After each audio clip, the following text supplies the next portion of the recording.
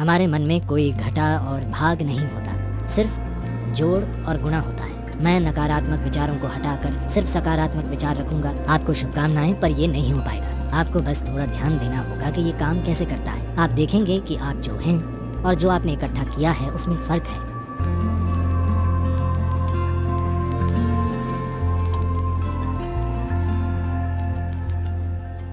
देखिए, जिस तरह ये सवाल पूछा गया है और जैसे इसका आमतौर पर उत्तर दिया जाता है, उससे लोग सोचते हैं कि नकारात्मक और सकारात्मक विचार जैसा कुछ होता है। वे नकारात्मक विचारों को हटाकर सिर्फ सकारात्मक विचार रखना चाहते हैं। ऐसे लोगों से मैं बस 10-15 सेकंड का एक प्रयोग करने को कहूँगा।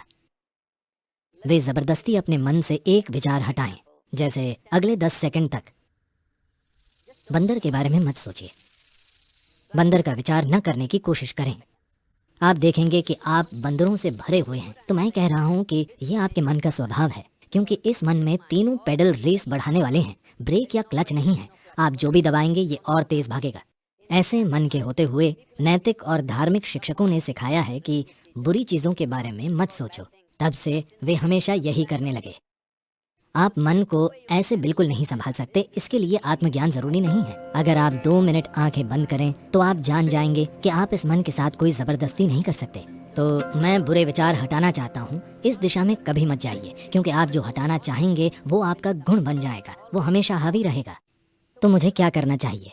बात यह है कि मन की बुनियादी प्रक्रिया को समझे बिना, क्योंकि हमारा मन, इंसानी मन, धरती का सबसे जटिल कंप्यूटर है। सभी सुपर कंप्यूटर्स भी इसी से निकले हैं। अब ऐसा है तो क्या ये जरूरी नहीं है कि हम इसके काम करने का तरीका समझें? अगर आप मुझसे पूछें तो इसका एक सरल पहलू ये है कि हमारे मन में कोई घटा और भाग नहीं होता, सिर्फ जोड़ और गुणा होता है। अगर आप इससे कुछ हटाना चाहेंगे तो ये कहेगा एक और। अगर आप बहुत जोर देंगे तो ये कई गुना हो जाएगा। ऐसे मन में आप अच्छा और बुरा पहचान कर उन्हें हटाने की कोशिश मत कीजिए। सबसे पहले हमें ये समझना होगा This mind of yours, this body of yours is supposed to serve you. कि आपका ये मन और शरीर आपकी सेवा के लिए ही है। आपका जीवन महत्वपूर्ण है। शरीर और मन वे साधन हैं जिन्हें हमारी सेवा करनी चाहिए। अगर आप किसी गाड़ी में बैठें तो उसे वहीं जाना चाहिए जहां आप जाना चाहते हैं। अगर वो अपने हिसाब से चलने लगे तो उसका फायदा क्या है? वो सिर्फ परेशानी होगी। फिलहाल दुर्भाग्य से ज्यादातर मनुष्य इंसानी मन की इस शानदार संभावना को एक परेशानी, एक समस्या की तरह अनुभव कर रहे हैं। ये आपके पास मौजूद सबसे सुंदर चीज है। बस आपको इसके काम करने के तरीके पर थोड़ा ध्यान देना होगा। सबसे पहले यही करना होगा। इसी कारण हम एक सरल सी चीज, ईशा क्रिया लेकर आए। ये आपको आपकी शारीरिक और मानसिक प्रक्रिया से अलग करने के लिए है। आप जैसी एक चीज है जो मौजूद है। ये आपके सभी विचारों और भावनाओं और शारीरिक प्रक्रियाओं का जोड़ नहीं है। आप इन सब से परे हैं। अगर आप अपनी आंखें बंद कर लें तो कुछ नहीं दिखता, पर आप मौजूद होते हैं। आप अपनी आंखों की खिड़की से बाहर देखते हैं, पर आंखें बंद कर लेने पर आपका अस्तित्व खो नहीं जाता। आपका अस्तित्व तब भी होता है। तो अपने विचारों और भावनाओं से परे भी आप मौजूद हैं। So that you, the life that you are, this has to come into your experience.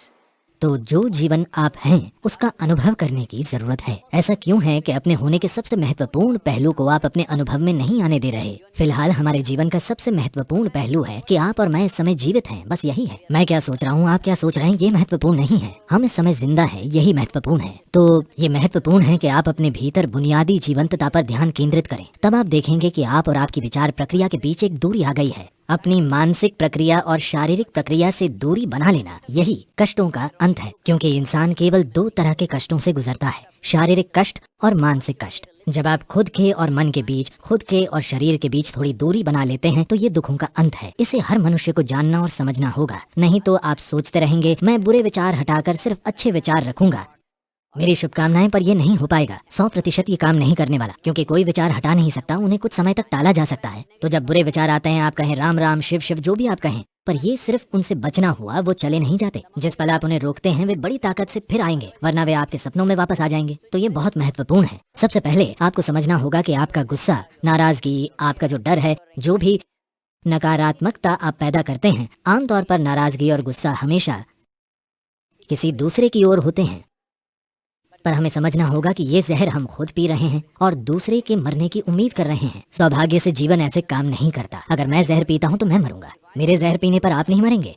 तो हमें ये समझना होगा, जहर से मेरा मतलब है आज आप इसकी जांच करा सकते हैं। फिलहाल आपका खून कैसा है? फिर 5 मिनट तेज गुस्सा करें और अपने खून की जांच कराएं। उसमें कई नकारात्मक तत्व होंगे। आप वाकई खुद को जहर दे रहे हैं। तो क्या आप जहर पीना चाहते हैं? बिल्कुल नहीं। अब मैं क्या करूं? ये सवाल एक तरह की मजबूरी से आ रहा है। कुछ मत कीजिए, बस आराम से बैठिए और बस जीवन प्रक्रिया पर ध्यान दीजिए। शायद आपके दिल की धड़कन या आपकी सांस, शायद जीवित होने की अनुभूति, आप कितने संवेदनशील या बोध पाने की काबिलियत रखते हैं, उसी के हिसाब से कुछ चीजें, शरीर की कोई संवेदना, आपकी सांसें, दिल की धड़कन या कुछ और, कुछ ऐसा लें जो आपको जीवन का संकेत देता हो। बस उस पर कुछ समय तक ध्यान दीजिए। धीरे धीरे आप देखेंगे कि आप और आपने जो इकट्ठा किया है उनमें एक दूरी आ गई है। इकट्ठा की गई चीजें हैं आपकी शारीरिक प्रक्रिया और मानसिक संभावना या फिर मानसिक अस्त व्यवस्था।